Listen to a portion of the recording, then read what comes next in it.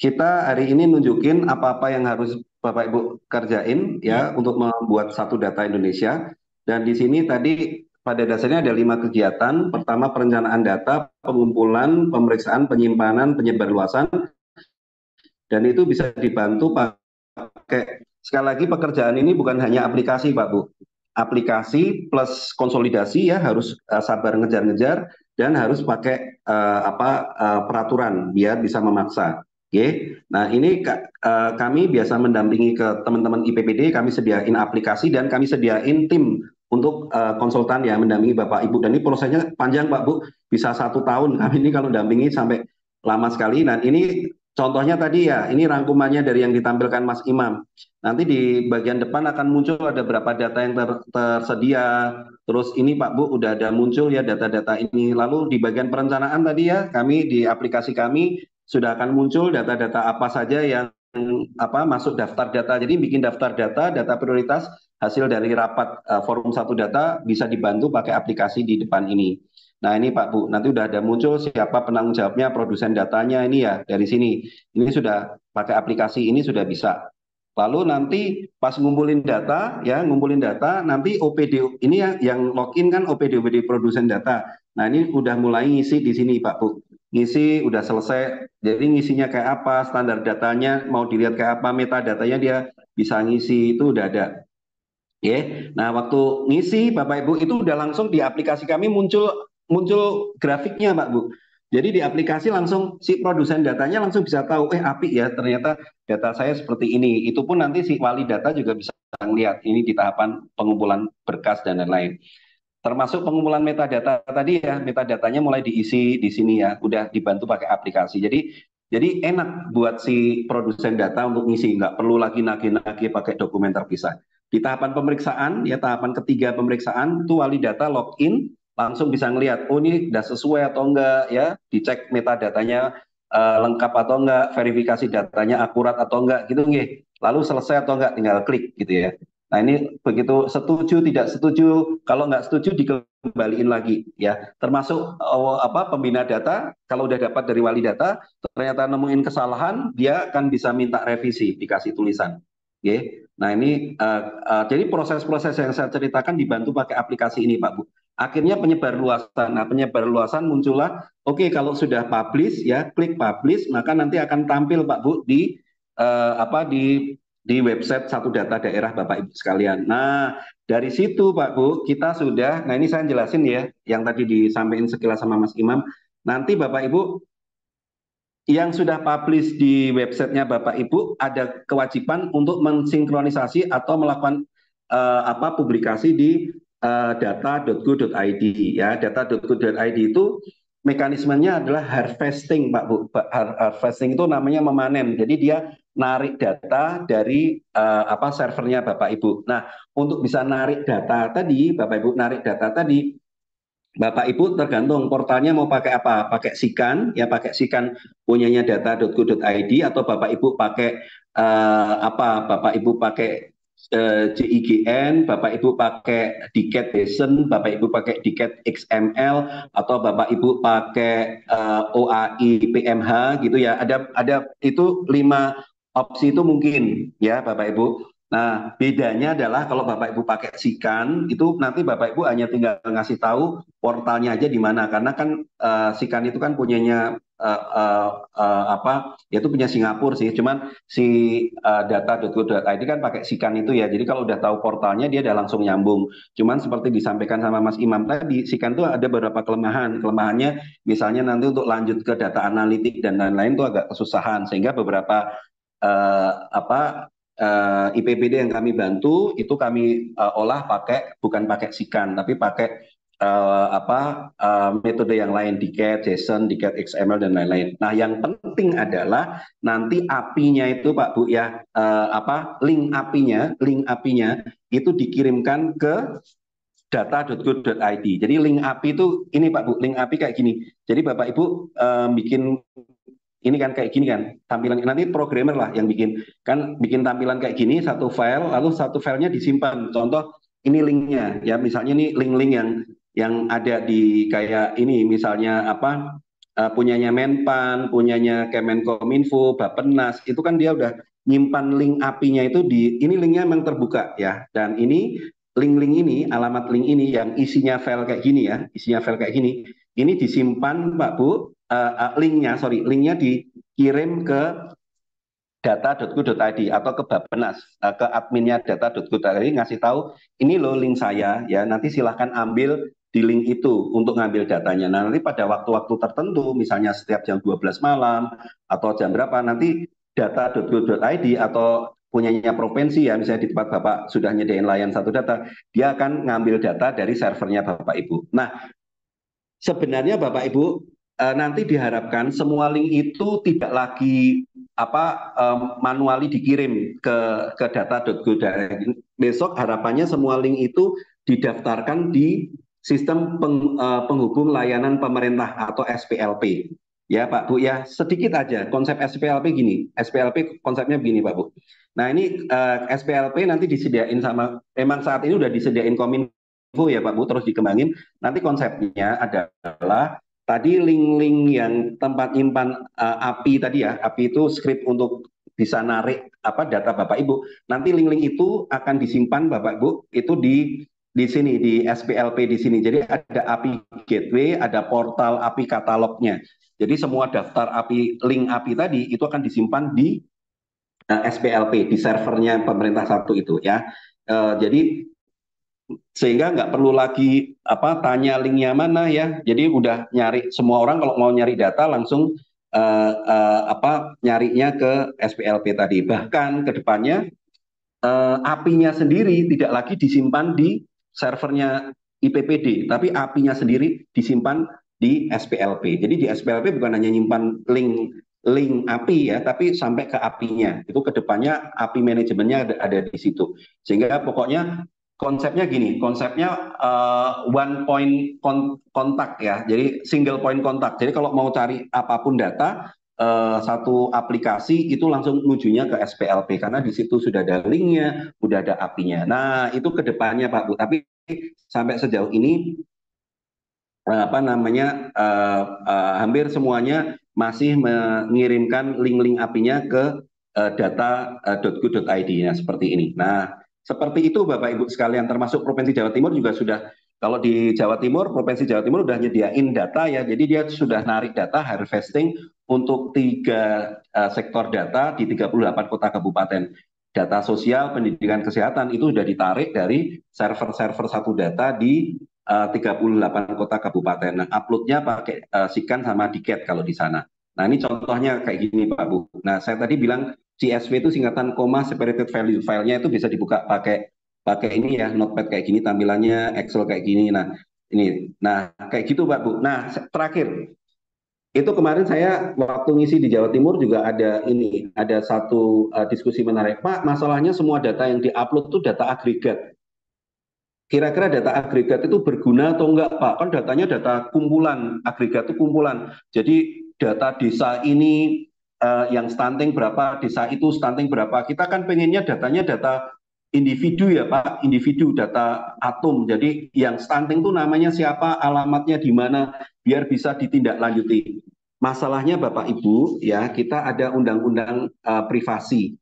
Nah, itu Bapak Ibu juga harus memikirkan itu. Kalau datanya mungkin untuk internal, IPPD Bapak Ibu nggak ada masalah. Tapi begitu data itu, nanti Bapak Ibu baca undang-undang perlindungan data pribadi, ketika Bapak Ibu sudah memberikan data itu ke pihak lain, ya kita tidak bisa mengkontrol Pak Bu. Padahal itu kita harus tetap berkewajiban mengumpulkan.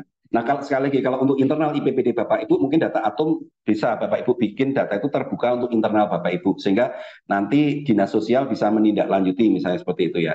Nah, cuman ini tadi saya ingin menegaskan bahwa data agregat itu bisa dianalisis. Contohnya ini Pak Bu. Kalau Bapak Ibu punya misalnya punya data stunting satu desa, ya satu desa stuntingnya ada misalnya 28, 30 gitu ya. Bapak Ibu bisa lalu melakukan analisis, oh pendidikannya kayak apa? Oh ternyata pendidikannya rendah, orang tuanya rendah gitu ya. Nah dari situ aja Bapak Ibu nanti sudah bisa menganalisis ternyata stunting ada hubungannya sama pendidikan gitu. Oh berarti kalau kita mau intervensi agar stuntingnya rendah, berarti nah tadi dari analisis data kita bisa merekomendasikan kalau begitu desa ini harus diberikan beasiswa. Ya, jadi dari analisis datanya dinas kesehatan sama dinas pendidikan gitu ya bisa dipakai oleh Pak Wali Kota atau Pak Bupati untuk menentukan saya harus ngasih beasiswa kemana dalam rangka untuk nurunin stunting. Misalnya ya, kayak gitu. Itu artinya saya hanya ingin mengatakan bahwa data agregat pun Bapak Ibu bisa untuk diolah untuk ngambil keputusan. Begitu Bapak Ibu sekalian, monggo nanti tanya jawab sebentar, terus nanti ada beberapa info dari Mbak Dia. Silakan saya kembalikan ke Mbak Dia kalau ada tanya jawab, Bu. Baik, terima kasih Pak Tony, juga Mas Imam tadi yang sempat mendemokan aplikasi, begitu ya. Bapak Ibu, kiranya ada yang ingin bertanya, kami buka 1 sampai 3 pertanyaan terlebih dahulu. Silakan bisa langsung on mic atau menuliskan pertanyaannya di kolom chat, begitu ya Bapak Ibu.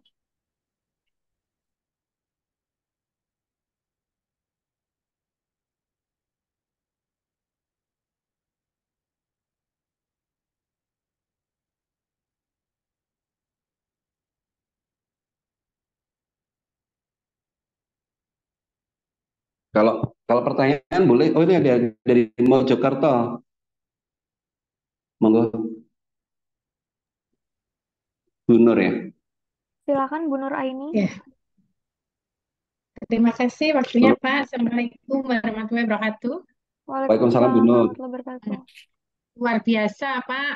Terima kasih yang saya tunggu-tunggu ya seperti ini Pak. Hmm. Karena kita terus terang sudah membuat portal Pak secara mandiri untuk Kota Mojokerto terkait satu data namanya satu data informasi Kota Mojokerto atau Satikumu Pak. Sesuai dengan kuliner Mojokerto yang khas sate. Hmm. Itu. Jadi kami ini tadi luar biasa, ada perencanaan, ada pengumpulan data, pemeriksaan, sampai publikasi ya Pak ya, sesuai dengan Perpres 9 tahun 2019. Kami memang sudah melaksanakan itu Pak. Cuma untuk portal kita, karena mandiri ya, waktu itu belum ada referensi, jadi kita itu membuatnya sudah tahun kurang lebih tahun 20-an Pak kita membuat. Jadi kami ini untuk pembangunan satu data itu sampai hari ini itu memang ada kita tiap tahun terus mengembangkan Pak apa yang kurang dan itu kami terus untuk menambahi fitur-fitur termasuk verifikasi sehingga nilai kita SPBE tiap tahun bertambah. Kemarin kita maksimal dapat 5 Pak untuk itu terkait data terbuka 43 indikator 43 itu. Jadi kami di sini tertarik sekali tadi ada beberapa fitur yang disampaikan itu mungkin itu untuk pengembangan kami ke depannya. Kalau kami itu tidak nampak di sate kumunya Pak di depan dashboardnya itu ada perencanaan enggak, tapi kami di belakang itu proses-proses itu sudah kami laksanakan. Hanya list data kami sudah siapkan untuk tahun ini, hanya belum kami publik untuk ke dashboardnya. Tapi sudah siap data-data prioritas karena kami bulan Maret kemarin setelah adanya data prioritas dari satu data Indonesia disampaikan, kami langsung tidak lanjuti dengan forum data, termasuk di sana ada dinas OPD terkait, ada koordinator Bapeda yang punya gawe, yang punya data, gudang datanya itu kan perencanaannya di sana, terus kita Kominfo selaku wali data. Itu sudah ada kesepakatan di sana, ada berita acaranya. Tapi sampai hari ini memang kami masih perlu des data-data tersebut karena kita juga ada provinsi ngikuti untuk sementara ini ada 3 data ya prioritas yaitu dinas sosial, dinkes, kesehatan, sama data dari dinas pendidikan Pak. Jadi kami masih mengikuti 3 hal itu yang eh, formatnya sudah format data metadata standarnya sudah sama. Itu kami melaksanakan itu. Hanya kami di sini Pak perlu diskusi ya terkait kode referensi Pak terus terang. Untuk 4 prinsip daripada satu data kan salah satunya ada memiliki standar data, metadata, kode referensi dan berabilitas atau bisa dibagi pakaikan. Kami ini masih untuk kode referensi terus terang sampai saat ini untuk Kota Mojokerto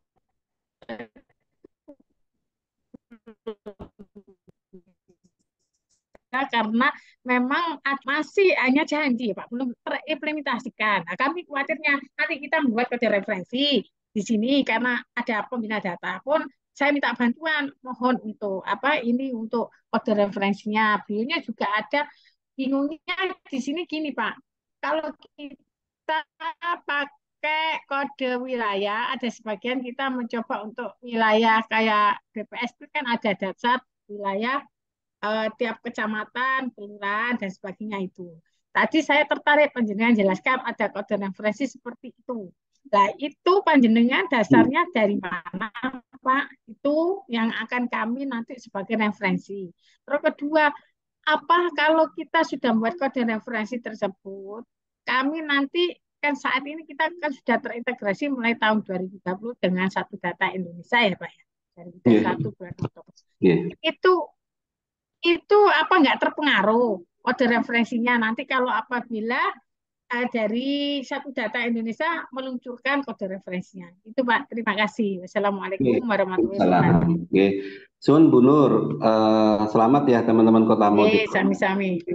Jadi teman-teman, oke, kita bicara kode referensi. Pada dasarnya kode referensi itu adalah kolom dalam data ya, misalnya kalau dalam Excel itu ada satu kolom yang setiap isiannya itu mewakili dari data isian berikutnya. Jadi kalau misalnya ada NIP atau NR atau NIK, nomor NIK saya pasti akannya pasti nama Tony gitu. Nah, sehingga betul logik Bu Nur tadi leres. Kalau misalnya nanti saya nentuin satu kode referensi, ternyata pusat kode referensinya nggak kolom, itu gimana gitu kan?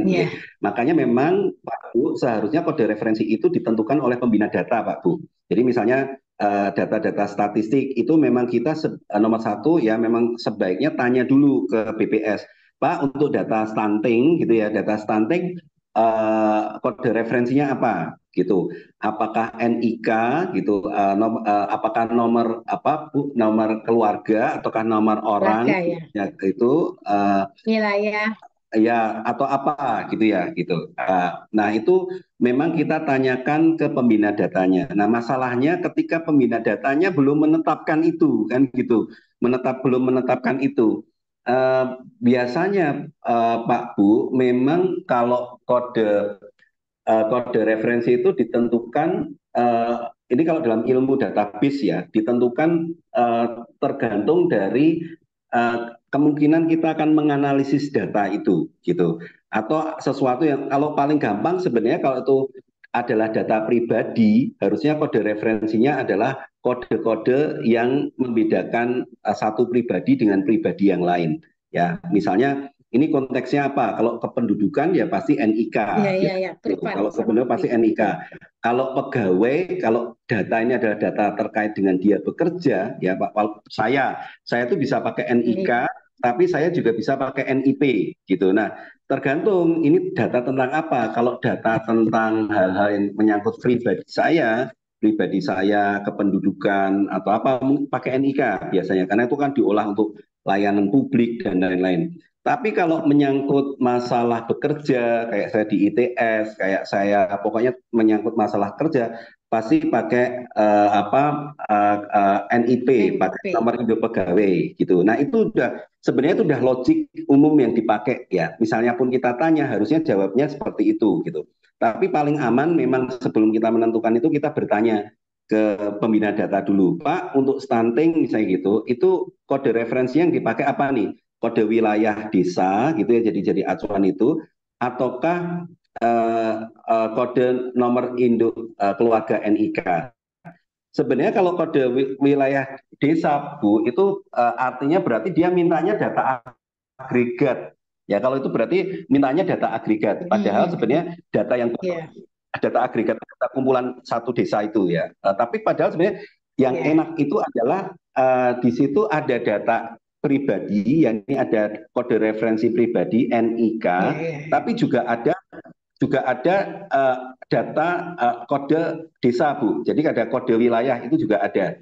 Sehingga nanti sebenarnya namanya apa namanya gabungan. Jadi kalau kita itu nanti akan bisa ngolah itu NIK plus wilayah gitu. Itu bisa gitu. NP wilayah ya. Iya, jadi kita bisa pakai gabungan itu. Jadi kalau saran saya Bu, untuk amannya, maka kita kalau memasukkan di situ, masukin aja kolom isian di situ. Kalau itu data pribadi, masukin aja NIK-nya gitu ya. Kalau ternyata untuk siap-siap ternyata ini kok datanya bisa dipakai untuk pribadi, tapi bisa dipakai untuk urusan kerja juga ya, gitu ya. Nah, maka data itu diminta sekalian aja diminta masukkan NIP, lalu dia wilayah daerahnya mana, nggak apa-apa Bu.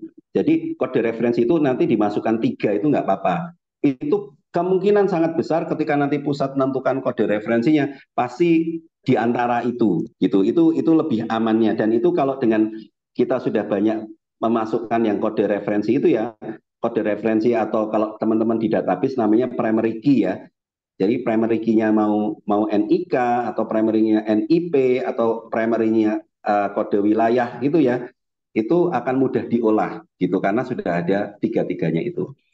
Tapi saran saya kalau memasukkan kode-kode wilayah saja lalu tidak memasukkan NIK atau NIP ya Bu, itu kelemahannya Ibu nggak bisa ngolah pada level atom, pada level data pribadi. Karena isiannya misalnya kode wilayah misalnya saya kode wilayahnya 60111 gitu ya. Itu kan banyak banget sehingga ketika orang bertanya 6011 yang tinggal di RT ini mana atau 6011 yang ini namanya siapa? Wah, ada banyak Pak gitu. Kalau delalai gitu ya, decision maker itu pengen nganalisis sampai per atom itu nggak bisa diapa-apain lagi. Jadi saran saya kalau itu data pribadi, tetap Pak Bu buatlah atau pilihlah atau masukkan kode referensi atau primary key yang sifatnya pribadi tadi, seperti NIK, NIP tadi.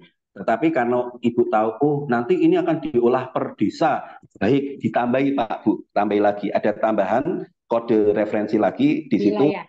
wilayah gitu, sehingga di situ ada NIP, ada NIK sama kode wilayah. Gitu Bu. Kode Bu Nur. wilayah. Iya, Nggih. iya. Nggih.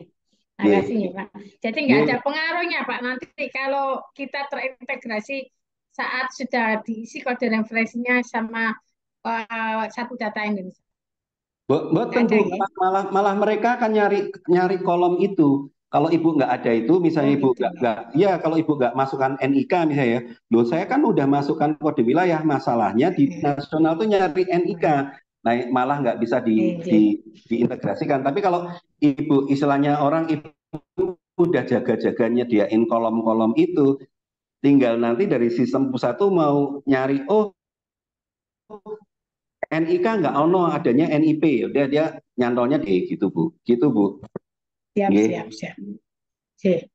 Terima kasih Pak. Siap Nggih. Pak. Akan Nggih, kami terima tindak kasih. lanjuti. Nggih, Terima sami-sami Bu. kasih. Nggih, Bu. Nggih, terima kasih. Silakan dia, mungkin pengumuman aja dia, khawatir di Indonesia Tengah udah mulai Jumatan nanti. Ya, baik. Kalau sudah tidak ada pertanyaan lagi, kami sampaikan terima kasih kepada Bapak Ibu sekalian yang telah meluangkan waktunya untuk webinar pagi hari ini. Jangan lupa Bapak Ibu sekalian untuk mengisi formulir absen yang linknya telah kami bagikan di kolom chat untuk mendapatkan sertifikat gratis, begitu ya Bapak Ibu. Kemudian jika Bapak dan Ibu butuh pendampingan dan konsultasi terkait satu data atau aplikasi satu data Indonesia sendiri, maupun pendampingan atau konsultasi lainnya, mulai dari nilai indeks SPBE, dokumen arsitektur dan peta rencana SPBE, kemudian aplikasi lain seperti GIS, geospasial, atau SIMPOK, sistem kepegawaian, Emonef, dan lain-lain. Kemudian dokumen master plan RSUD, dokumen master plan Smart City, maupun pendampingan dan implementasi ISO, seperti itu Ibu Bapak ya, ISO 27001 seperti itu, dan masih banyak lagi. Silakan Bapak Ibu bisa menghubungi kami di 0821 3222 7617. Sekali lagi terima kasih Bapak Ibu. Mohon maaf apabila ada salah kata dan perilaku. Sampai bertemu di webinar aplikasi Petetati selanjutnya. Wassalamualaikum warahmatullahi wabarakatuh. Waalaikumsalam. Terima kasih, Mbak Ibu. Sampai ketemu lagi ya. Mudah-mudahan bermanfaat. Assalamualaikum warahmatullahi wabarakatuh. Matur suwun.